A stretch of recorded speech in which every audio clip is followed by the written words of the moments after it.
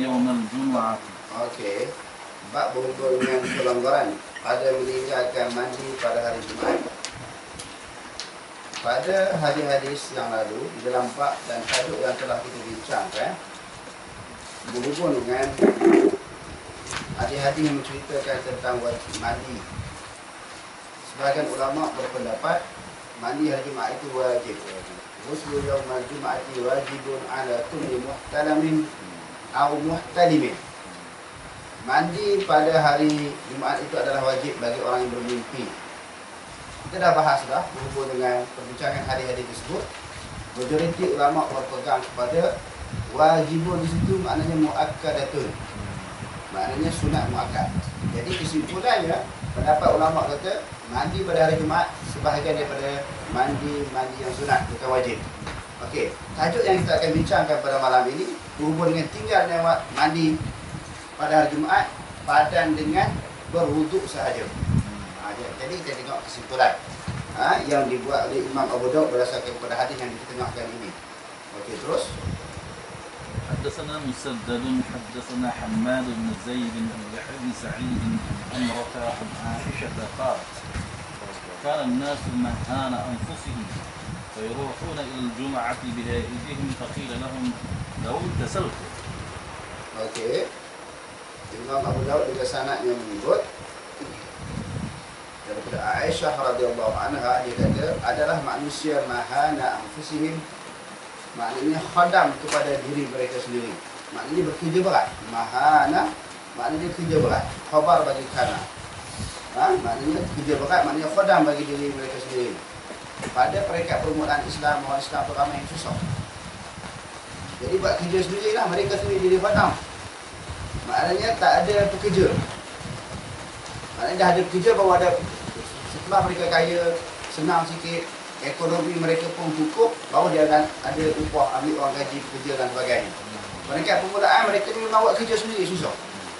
Kan kita ada baca hadis bab korban dulu. Siapa-siapa yang simpan lagi korban dia 3 hari dilarang, hukumnya haram kita buang kan. Lepas pada tu Rasulullah datang hadis yang lain memansuhkan hadis yang larang simpan dari korban lebih dari 3 hari. Kulu wa at'imu wadakhiru, makan, simpanlah, bagi makan orang lain, dah simpan selama mana pun. Maknanya ini ada kaitan dengan hadis yang kita belajar pada malam ini. Maknanya peringkat permulaan Islam, orang Islam itu miskin yang majoriti daripada kalangan mereka itu orang yang susah. Fayahuna ilal jum'ati fayaruhuna ilal jum'ati bihayatihim. Oh, belajar ya. Betul. Okey. Mereka pergi menunaikan sembahyang Jumaat di dalam keadaan mereka buat kerja letih tadi, dalam keadaan berpuluh-puluh ni, kerja berat, pergilah dalam keadaan begitu tanpa mandi. Kita dah bincang hubung dengan kedudukan mandi pada hari Jumaat tu wajib tak wajib, silap majoriti kata tak wajib. Maknanya dengan hadis yang kita baca pada malam ini menguatkan lagi bahawa mandi Jumaat itu tidak wajib, dia termasuk di dalam mandi yang sunat. Mereka pergi di dalam keadaan mereka itu, iaitu dalam keadaan letih bekerja, badan berpeluh, lalu mereka pergi menunaikan sembahyang Jumaat tanpa mandi. Faqila lahum, bila dikatakan kepada mereka, law irtasaltum, sekiranya kamu mandi. Law ini jawab dia dimahzufkan. Maknanya takdirnya law irtasaltum lakana hasanan, sekiranya kamu mandi lebih baik bagi kamu. Law irtasaltum lakana hasanan, sekiranya kamu mandi itu lebih baik. Maknanya khabar dimahzufkan. Ini kita belajar bahasa Arab sikit sebab dia tergantung ayat tu. Jadi maknanya kalau tak mandi boleh, bukan wajib. Kalau mandi lebih baik. Kalau tak mandi taklah menyebabkan berdosa. Tak pergi Jumaat di dalam keadaan tidak mandi. Maknanya mandi lebih baik, sekurang-kurangnya padan sahaja dengan berwuduk lalu pergi menunaikan sembahyang Jumaat. Okey, terus. حدثنا عبد الله بن مسلمة حدثنا عبد العزيز يعني ابن محمد عن عمرو بن أبي عمرو عن عكرمة أن أناسا من أهل العراق جاءوا فقالوا يا ابن عباس أترى الغسل يوم الجمعة واجبا؟ قال لا ولكنه أطهر وخير لمن اغتسل. من لم يغتسل فليس عليه بواجب. فسأخبركم كيف بدء الغسل. كان الناس مجهودين يلبسون الصوف ويعملون على ظهورهم، وكان مسجدهم ضيقا مقارب السقف، إنما هو عريش. فخرج رسول الله صلى الله عليه وسلم في يوم حار، وعلق الناس في ذلك الصوف حتى ثارت منهم الرياح، أذى بذلك بعضهم بعض. فلما وجد رسول الله صلى الله عليه وسلم تلك الريح قال: أيها الناس، إذا كان هذا اليوم فاغتسلوا، وليمس أحدكم أفضل ما يجد من دهن وطين. قال ابن عباس: ثم جاء الله بالخير ولبسوا غير الصوف وقوف العمل، ووسع مسجدهم، وذهب بعض الذي كان يؤذي بعضهم بعضا من العرب. Imam Abu Dawud dengan sanadnya daripada Ikrimah, Ikrimah kata bahawa sesungguhnya manusia daripada penduduk Iraq datang, lalu mereka berkata kepada Ibnu Abbas, apa pandangan kamu antara ghusla yaumul jum'ati wajiban? Apakah pandangan kamu berhubung dengan mandi pada hari Jumaat itu wajib? Dari Ibn Abbas kata apa? Qala la, tak wajib mandi pada hari Jumaat. Walakinnahu athhar, tetapi lebih bersih kalau mandi. Lebih okey, lebih bersih, lebih elok. Wa khairun, dan lebih baik di mana salah bagi seseorang yang mandi daripada dia padan dengan mengambil air sembahyang. Padan dah, sembahyang tu pergi sembahyang Jumaat, sah dah, tak berdosa dah. Tetapi paling baik dia mandi.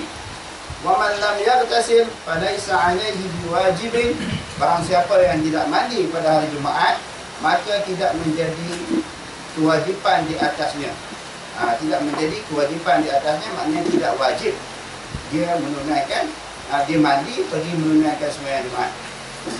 Wa sa'ukhbirukum kaifa bada'ul ghusli, dan aku akan beritahu kepada kamu semua, penduduk Iraq yang bertemu dengan Ibn Abbas ni, aku akan beritahu kepada kamu semua sejak bilakah bermulanya disuruh mandi. Kan ada hadis suruh mandi kan, bahkan ada hadis sebut perkataan wajib. Bila timbunya hadis tu? Hadis yang Rasulullah suruh mandi. Ibn Abbas tu tak wajib sebabul wurud dan hadis. Sebab dia ada sebab dia ada alasan dia ada elat dia. Sebab apa suruh mandi? Aku akan beritahu kepada kamu. Mula-mula dulu orang ambil semayang pergi masjid terus, tak mandi. Bila sejarah mandi ni yang Rasulullah suruh mandi ni, dia ada sebab dia. Dia ada alasan dia ada sirah dia ada sejarah dia ada kisah dia. Lalu kana an-nasu majhudin, adalah manusia di zaman Nabi SAW majhudin, maknanya kerja dengan begitu tekun, ulun, bersungguh-sungguh, majhud. Yalbasuna sufa, mereka pakai pakaian daripada kulit bulu binatang. Suf maknanya kulit bulu biri-biri. Bulu kami biri-biri ni, biri sembelih kan, bila dilapah dan disamak lalu buat baju. Jadi kalau kulit ni dia tebal kan, dia tak keluar wap, peluh tu disimpan. Peluh-peluh kulit binatang ni bukan macam baju kita sekarang. Dia panas kan, musim panas pula pakai baju daripada kulit binatang, memang panas. Berpeluh-peluh. Lepas tu pergi sembahyang Jumaat. Ini isu dia. Ini buat kerja teruk. Bekerja dalam pakai pakaian baju tebal, berpeluh-peluh di musim panas pula tu. Dia kata wa ya'maluna 'ala zuhurihim, mereka bekerja di atas belakang-belakang mereka, tangguh benda-benda berat tak atas belakang, berpeluh tak berpeluh. Musim panas lagi, baju tebal lagi, pikul benda atas belakang. Wa kana masjiduhum dayiqan, masjid pula sempit, orang ramai. Muqaribul saqfi, atap pula rendah daripada lantai. Atap rendah, musim panas, baju tebal, orang ramai. Macam kita ni agak tinggi, atap tu ikat dengan kepala, panas juga, memang berpeluh. Innama huwa arishun, atap tu bumbung biasa je. Arish maknanya bumbung, atap lah, ataupun bumbung yang dibuat daripada apa? Pelepah-pelepah tamar. dia sangkut letak pertama saja, dekat je dengan kepala. Oh, di Mekah tu memang musim panas. Mekah Madinah ni musim panas tu dekat atap, dekat dengan kepala pun. Oh, memang berpeluh sungguh.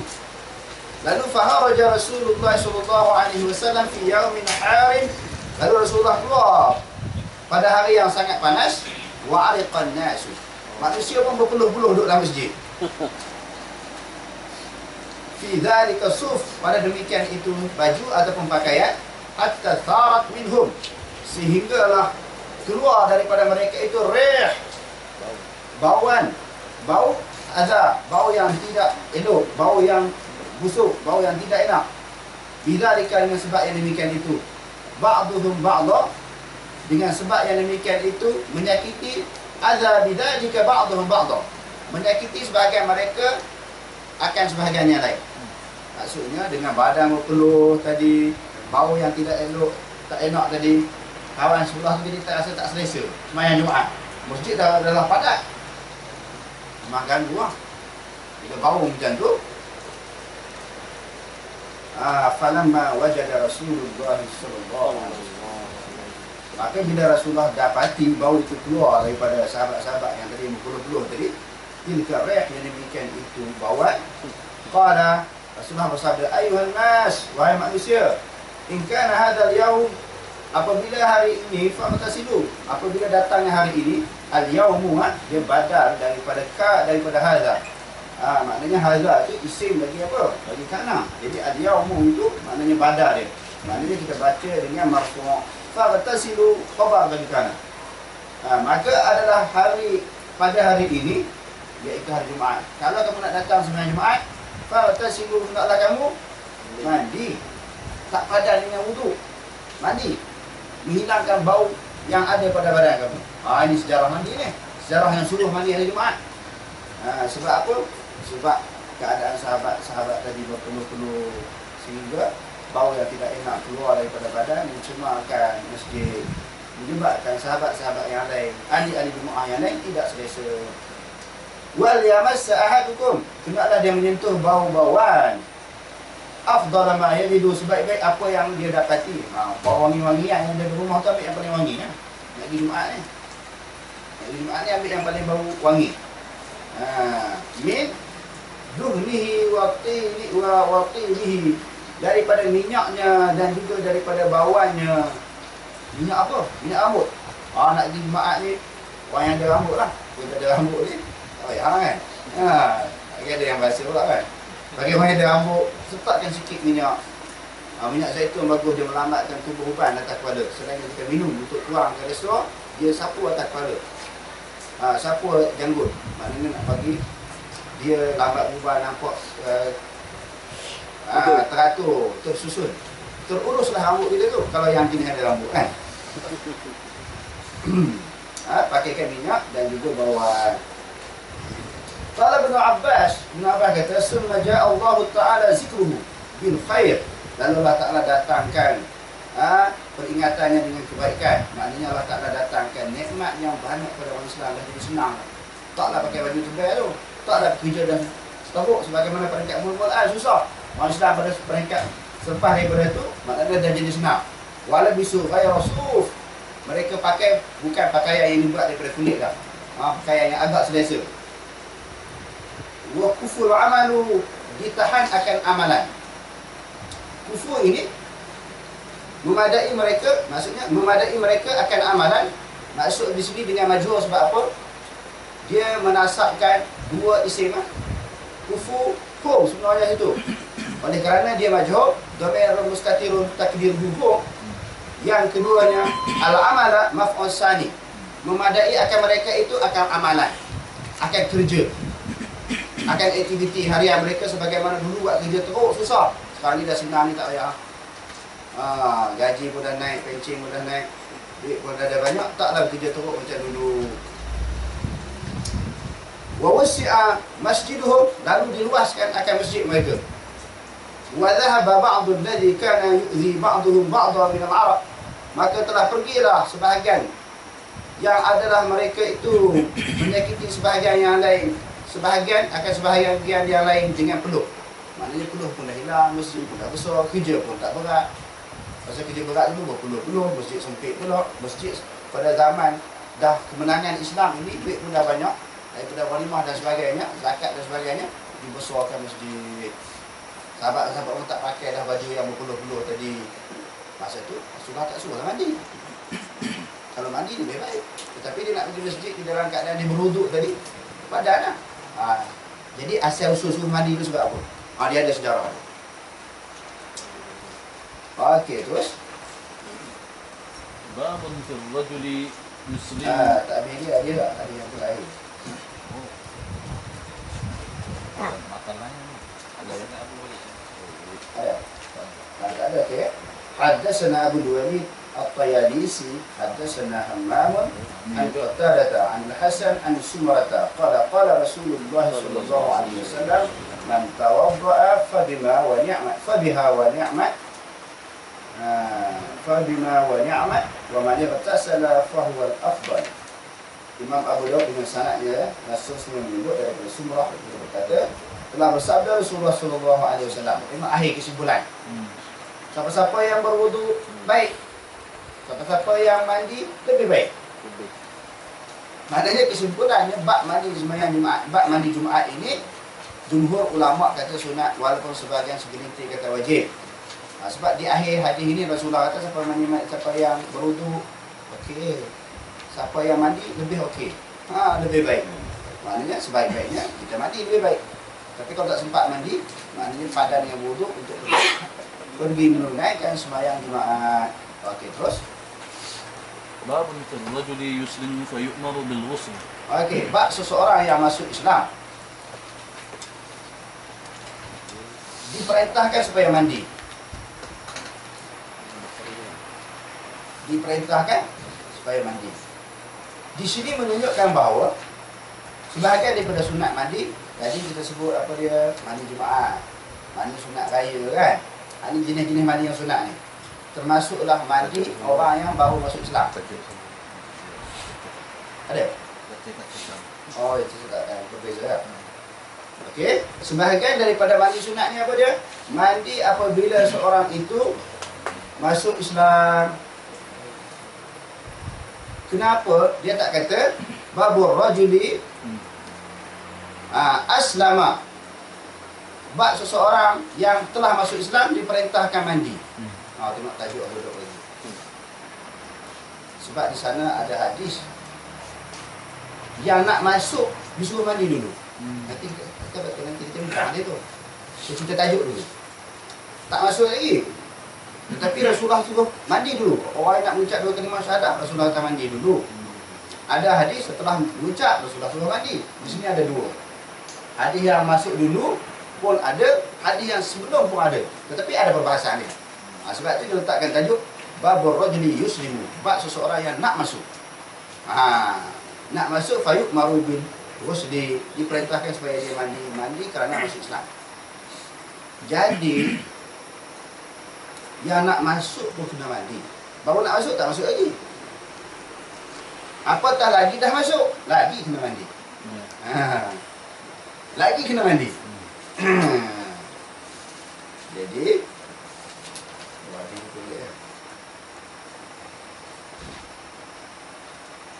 kita bahas dulu lah, nanti kita baca. Sebab dua hadis tu ada. Kita sebut tajuk tadi, letak nak masuk kena mandi, apatah lagi dah masuk.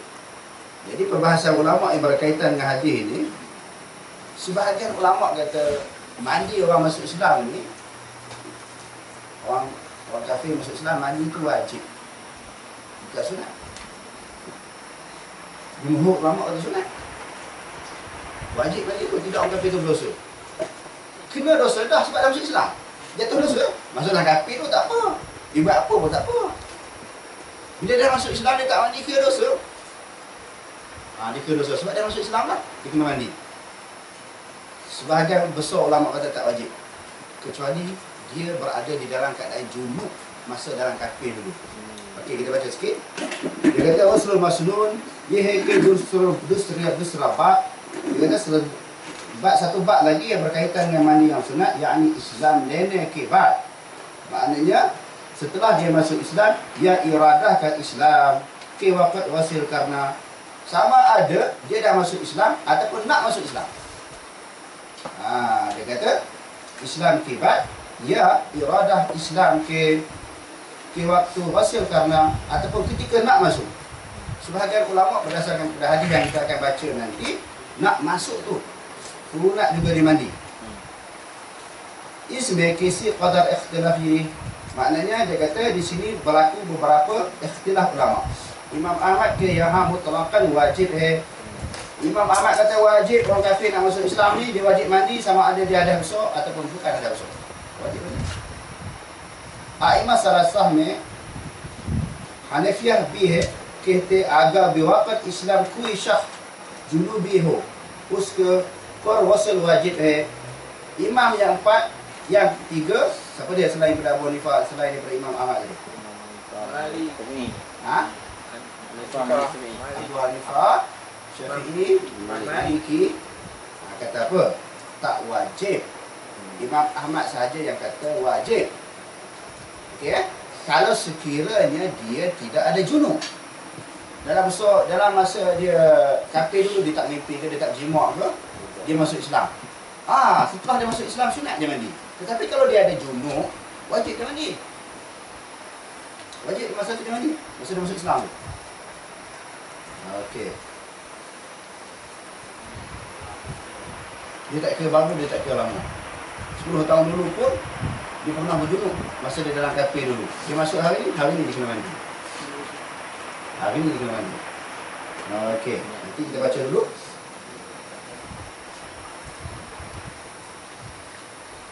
Warna saraf mustahab hai. Pendapat imam yang tiga ni kata, Abu Hanifah, Imam Malik, Syafi'i, kalau dia tidak ada junub ketika dalam kafir, maka dia sunat mandi.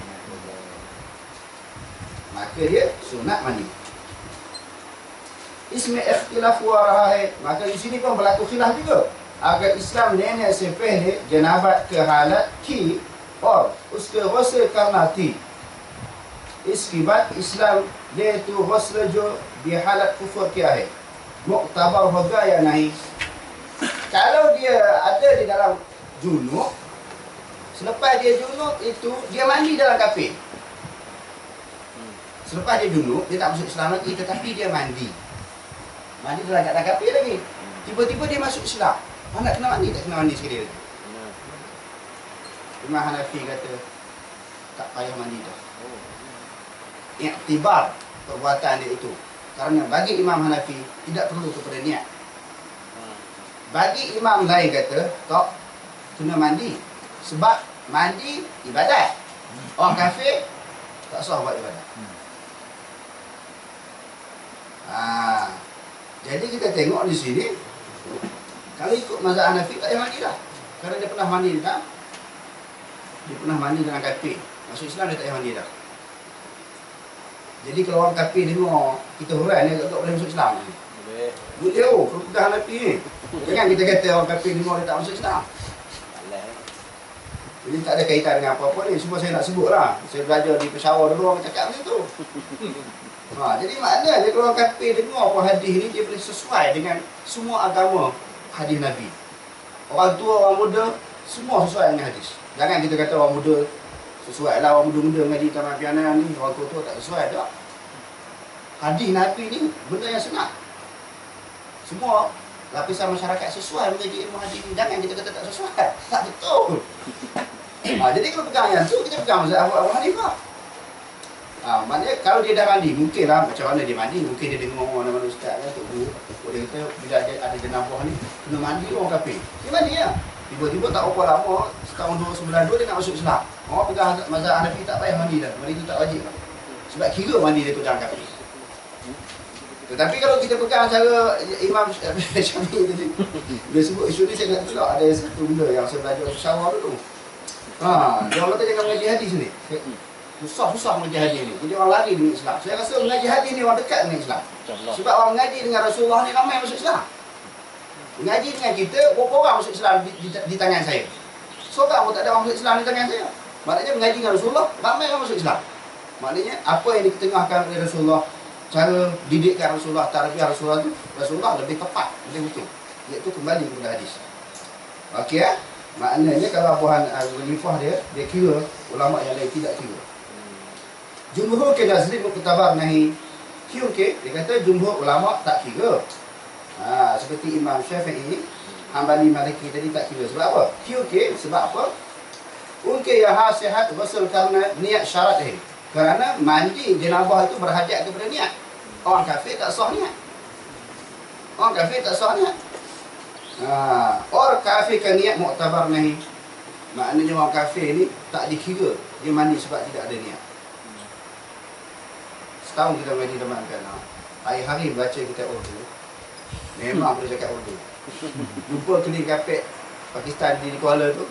Assalamualaikum, kukus fatahir. Itu pagi. Kami hush kebiram. Keling tu faham cakap betul. Nak Melayu ni kata hebat betul ya. Orang Haji Tamat Piana ni cakap Urdu fasih betul. Tapi tak tahu. Ada ambil tajuk-tajuk tu. Okey, buat tentang ngantuk dia cerita buat lama sikit kan. Hujan pula ya. Okey ya, maknanya ni tuan-tuan. Bahasa tadi boleh faham tak? Kita ya. Maknanya itu khilaf ulama. Sebahagian ulama kata wajib. Kalau dia tak kira sama ada dia hadas tak ada hadas. Pendapat yang kedua kata kalau dia tidak ada hadas hukum dia sunat. Itu pendapat Imam Syafi'i, Hanafi dan juga Maliki. Masalah yang ketiga, kalau dia mandi dah sebelum dia masuk Islam dalam kafir, terima tak terima? Pendapat Abu Hanifah, mandi dia sah. Setelah masuk Islam tak perlu mandi lagi. Jadi pendapat jumhur ulama kata tak sah sebab perlu kepada niat. Orang kafir tak sah niat. Niat tidak dipakai.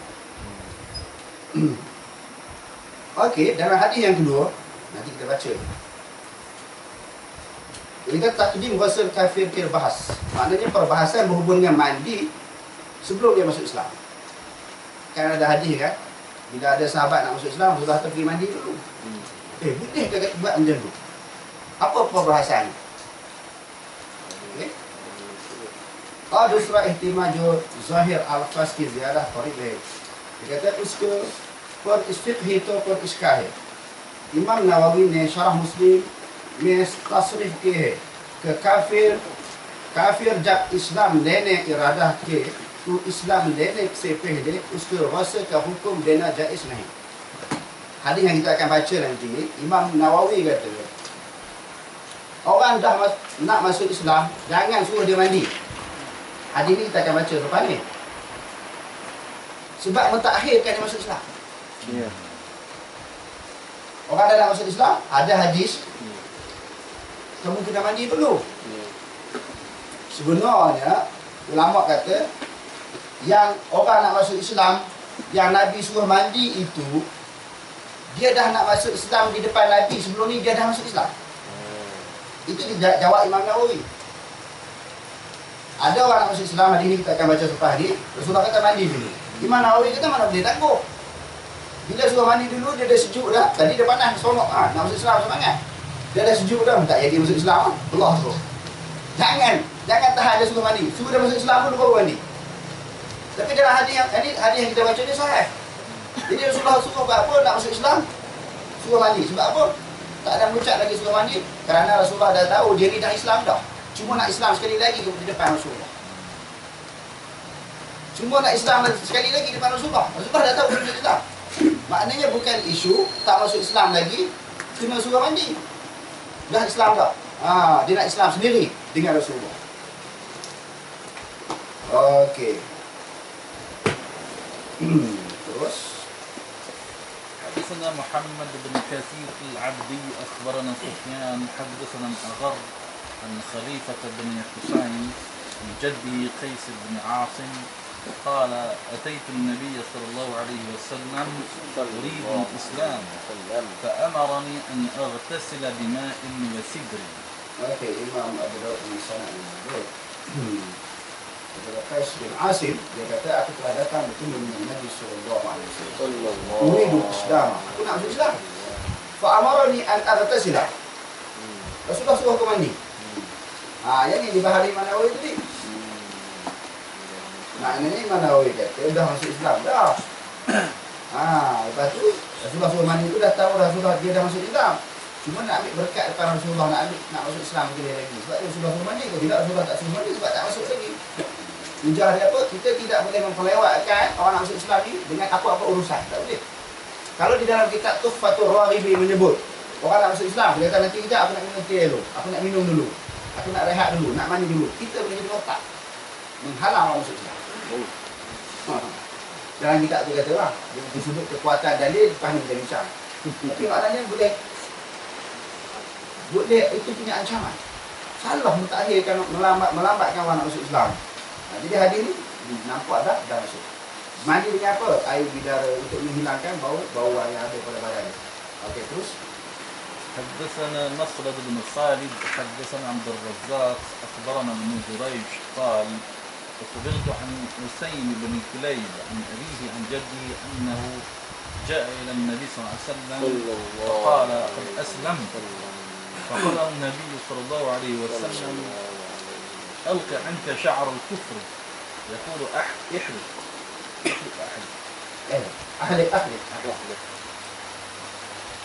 قال أخبرني آخر أن النبي صلى الله عليه وسلم قال لآخر معه ألق عنك شعر الكفر واختتن. Okey. Imam Abu Daud dengan sanadnya menyebut ada seorang yang dikenali dengan Ibnu Jurayj. Dia kata Ukhbirtu an Usain bin Quraib. Aku diberitahu daripada Usain bin Quraib, daripada ayahnya, daripada datuknya, bahawa sesungguhnya telah datang kepada Nabi SAW. Faqala, dia kata, maknanya datuk dia kata aku telah masuk Islam. Lalu Nabi SAW kata, buang kalah daripada engkau rambut kafir, botak kan. Rambut ni masuk dalam kafir dulu, dah masuk Islam, dia buang rambut kafir. Dia kata, kenaklah kamu cukup. Lalu dia kata lagi wa akhbarani akhar, dan dia beritahu benda lain pula. Selain daripada cukup, Rasulullah kata benda lain pula. Ada sesuatu lain yang dia beritahu lagi. Bahawasanya Nabi SAW kata bersamanya alqi anka sya'ra kufri waqtatin. Hendaklah kamu buang rambut kafir kamu dan hendaklah bersunat. Jadi kalau kita tengok dalam hadis ni, jadi orang kafir nak masuk Islam ni kamu nak cukup kepala bila dah masuk Islam. Kalau orang jenis rambut panjang, arti daripada kafir ni, susah ni. Dia dengar hadis ni, mari jadi susah balik, tak jadi Islam. Pakai apa, tatu badan semua kan. Kita awal-awal tu buang, kalau rambut kena buang, pakai tatu di badan tu kena buang tu, kena kikir balik. Lepas tu kena sunat, yang ni dia paling takut. Yang ni dia menyebabkan dia lari balik. Tadi dia lari. Sebenarnya hadis ni yang saya nampak dia tidak kuat. Ada penyakit dalam hadis ini, iaitu Usain bin Quraib, yang disebut oleh Imam Nawawi di dalam Taqrib bahawa Usain bin Quraib ini seorang yang majhul, tidak dikenali. Dan yang kedua, Imam Bukhari kata, Imam Abu Daud hanya satu hadis ini sahaja yang diambil daripada Usain bin Quraib. Jadi saya nampak kekuatan hadis ini tidak begitu kuat. Walaupun ada sebahagian daripada ulama seperti Nasruddin Albani menyebut di dalam kitabnya Irwaul Ghalil, dia kata hadis ini naik martabat hasan. Itu kata Syekh Nasruddin Albani. Tetapi banyak yang saya cek tadi, ulama-ulama hadis kata hadis ini tidak apa. Berdasarkan kepada Usain bin Quraib tadi. Dan juga dia beberapa perawi di sini mengambil hadis yang tidak diketahui sumber daripada mana. Syekh dia siapa dia? Selain daripada masalah yang berada kepada Usain bin Quraib tadi. Jadi benda ni khilaf lah menentukan sahih tidak sahih. Tapi saya nampak majoriti ulama hadis itu tidak sahih. Jadi kita pegang tentang khilaf ni, kita boleh pegang tentang mana satu.